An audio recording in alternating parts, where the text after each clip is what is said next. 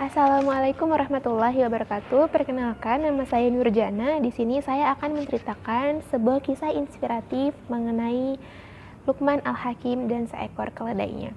Kita tentu tahu Luqman Al-Hakim ini adalah seorang yang pandai dalam berbicara, terpuji perilakunya, hingga cerita-ceritanya dapat menginspirasi kita semua dalam belajar tentang kehidupan. Pada suatu hari, Luqman mengajak anaknya untuk berjalan-jalan ke sebuah desa yang dimana ternyata dia juga mengajak seekor keledai kesayangannya untuk mengikuti perjalanan mereka. Mereka pun berjalan bersama keledainya sangat santai. Di tengah perjalanan, ternyata mereka menjumpai dua orang laki-laki yang menghampiri Luqman. Dan seraya berkata kepada Luqman, "Hai Luqman, mengapa engkau tidak menunggangi seekor keledai? Kau telah membawa keledai itu," kata laki-laki tersebut. Akhirnya, Luqman pun bergegas menunggangi keledai tersebut dan membiarkan anaknya untuk mengikutinya dari belakang. Luqman pun menunggangi keledai tersebut dan membiarkan anaknya mengikuti dari belakang. Ketika di perjalanan berikutnya, Luqman pun bertemu dengan segerombolan masyarakat dan mengatakan kepada Luqman, "Hai Pak Tua, apakah engkau tidak sadar anakmu masih kecil? Engkau membiarkan anakmu seperti hamba sahaya yang mengikutimu dari belakang." Mendengar hal itu, Luqman pun menyuruh anaknya untuk sama-sama menunggangi keledainya.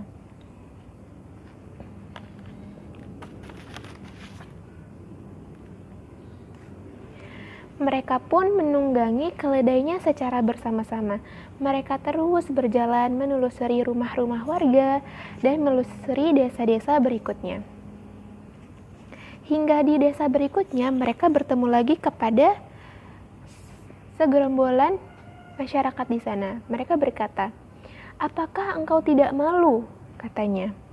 "Lihat keledaimu yang masih kecil.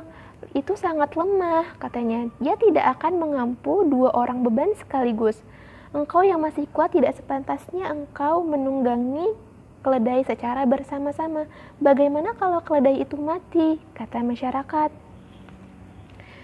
Lalu Luqman pun mengatakan kepada anaknya, "Wahai anakku, engkau saja yang menunggangi kuda ini.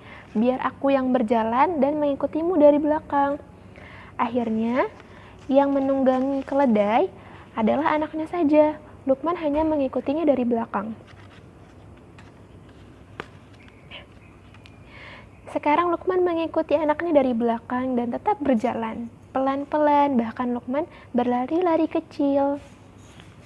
Sesampainya di desa berikutnya, ternyata belum berhenti dari situ saja. Ternyata ada masyarakat yang menghampiri Luqman lagi dan mengatakan kepada Luqman, "Apakah engkau ingin durhaka? Apakah engkau ingin durhaka, ya putra Luqman?" kata seorang masyarakat. "Apakah engkau tidak kasihan dengan orang tuamu? Dia sudah tua, engkau biarkan ia berlari-lari kecil seperti seorang pelayan saja," kata seorang masyarakat itu. Lalu anaknya Luqman pun syok, dan anaknya Luqman pun berkata kepada ayahnya, "Ayah, apakah yang kita perbuat ini salah? Apakah yang harusnya kita perbuat sehingga mereka dapat meridhoi perbuatan kita? Dan bagaimana cara kita menghindari celaan-celaan tersebut, ayah?" kata anaknya Luqman. Lalu ayahnya mengatakan, "Wahai anakku, sesungguhnya aku mengajakmu melakukan perjalanan ini bermaksud untuk menasihatimu. Ketahuilah bahwa kita tidak akan mendapatkan ridho manusia yang dimana mereka menyukai apa yang kita perbuat.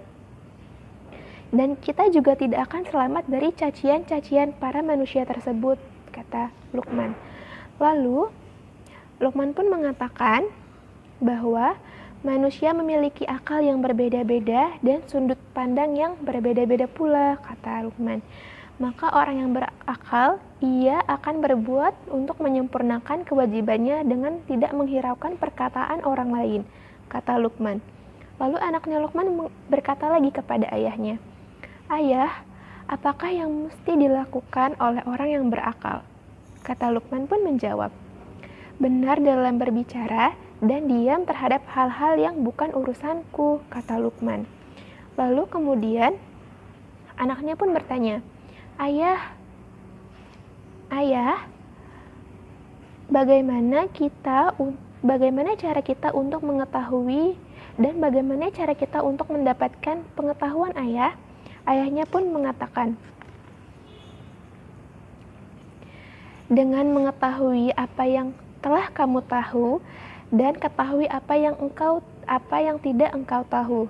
Orang-orang yang kita lewati itu sesungguhnya mereka tidak punya pengetahuan, bahkan mereka malas untuk mencari pengetahuan," kata si Luqman. Lalu sehingga mereka berbicara dengan sudut pandang mereka sendiri. Mereka tidak bertabayun terhadap apa yang mereka lihat. Mereka mengucapkan hanya apa yang mereka lihat, bukan apa yang mereka tahu. Jadi, mereka ini adalah orang-orang yang tidak memiliki pengetahuan. Lalu, orang yang berakal dan berilmu, pastilah menjaga diri dan lisannya, kata Luqman. Lalu anaknya pun bertanya lagi kepada ayahnya, "Ayah, apakah yang merusak